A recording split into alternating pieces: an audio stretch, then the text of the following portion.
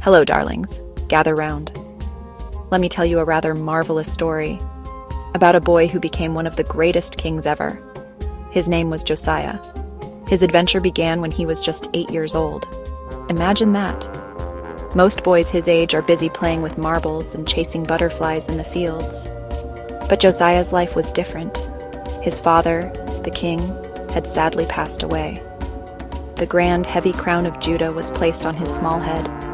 The whole kingdom looked to this little boy to be their leader. The palace was full of grown-ups with their own ideas, whispering in corners. The kingdom itself was a bit of a muddle. People had forgotten the kind and loving ways they were meant to live. They had filled the land with strange statues and little altars. It would have been easy for a young boy to be lost or frightened, but Josiah was special. There was a spark of goodness in his heart. He watched his people with big, thoughtful eyes and saw many things that did not feel right. As the years gently passed, Josiah grew from a little boy into a strong young man. That spark of goodness grew into a bright, warm flame. He remembered the muddle he had seen as a child. When he was 16, he made a very important decision. He would spend his life searching for the one true God of his ancestors, the God of David. This was the moment our little king began his greatest adventure. And so his journey began. When Josiah turned 20, he felt ready to begin his big cleanup. He looked around Judah and saw it cluttered with things that did not belong. Strange, ugly altars on the high hills, carved wooden poles called Asherah poles. Josiah knew this was not the way. He believed his people should worship the one true God. With a deep breath, he started a grand and brave project. He sent his most trusted friends and workers across the land. Their job, clear away everything leading people astray. A giant spring clean for the kingdom. They traveled town to town, taking down stone altars and chopping up wooden statues. People might be cross, but Josiah stood firm, like a gardener pulling weeds so beautiful flowers could grow. Not just the countryside. He took the cleanup into Jerusalem. The capital had become full of odd symbols of false gods. Josiah wanted Jerusalem as the center for worship, the grand temple as the house for the one true God. It was a huge task that took time. Day after day, his men purified the land. They broke idols into tiny pieces. Josiah wasn't mean. He was a kind healer, removing what caused the sickness. He wanted a clean, lovely kingdom dedicated to goodness. His courage was infectious, and soon more people followed him. More people saw their young king leading them to a brighter way of life. His brave work had only just begun. Josiah's mission didn't stop with statues and altars. He knew ideas could be just as troublesome as objects. Some leaders and priests hadn't been teaching the people kindness and truth. They had been leading them down confusing paths. So Josiah gently but firmly removed these false priests from their positions. He made sure the people who taught his subjects were honest and true.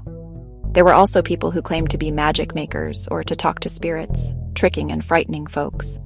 They took money and filled heads with nonsense. Josiah declared these practices must stop. He wanted his people to trust God, not silly tricks and spooky stories. He was protecting his people like a good shepherd. The most important place was the great temple in Jerusalem. Over the years, it had become a bit neglected.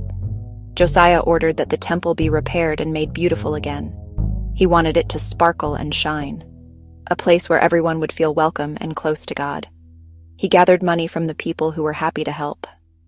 They brought silver coins and skilled workers to restore the temple. Builders, carpenters, and masons began the wonderful work of restoring the temple to its former glory. As they cleaned a dusty storeroom, they found something absolutely incredible. A scroll, a book that had been lost for a very long time.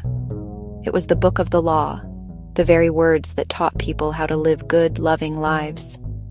The discovery felt like finding a treasure map back to happiness and truth. When the high priest brought the dusty scroll to King Josiah, he asked for it to be read aloud. As he listened to the words, his eyes filled with tears. He suddenly understood how far his people had strayed. The book spoke of promises, warnings, and of love, and of consequences for turning away. Josiah was so moved he tore his royal robes. He wanted to make things right. He did not keep the discovery to himself. He called for a grand gathering and invited everyone to the temple. From the most important official to the humblest farmer, they all came to hear the words of the scroll. He stood before them with the precious scroll and read it aloud so every single person could hear. The air was still. The words felt like a refreshing rain on dry ground.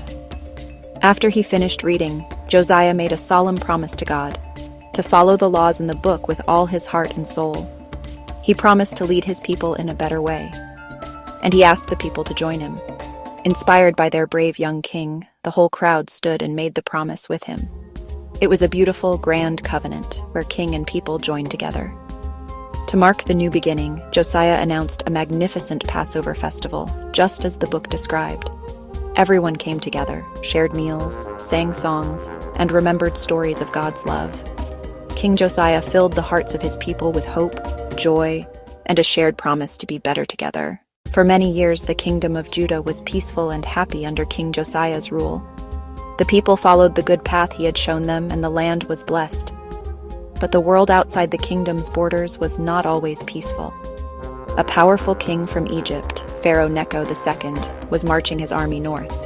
"Let me pass peacefully," his messengers said. But Josiah felt he must protect his land. He disguised himself and led his smaller army to a place called Megiddo to block the Pharaoh's path. It was a terribly brave thing to do, standing up to such a mighty force. The battle was fierce and loud. Even in disguise, the chaos found its way to the king. A stray arrow, fired by an Egyptian archer, flew through the air and struck Josiah. His loyal servants rushed to his side, carried him from the field, and he whispered, "Take me back to Jerusalem." They raced him back to the city he loved, the city he had worked so hard to make pure and beautiful. But his wound was too great. In Jerusalem, the good King Josiah died. The entire kingdom wept.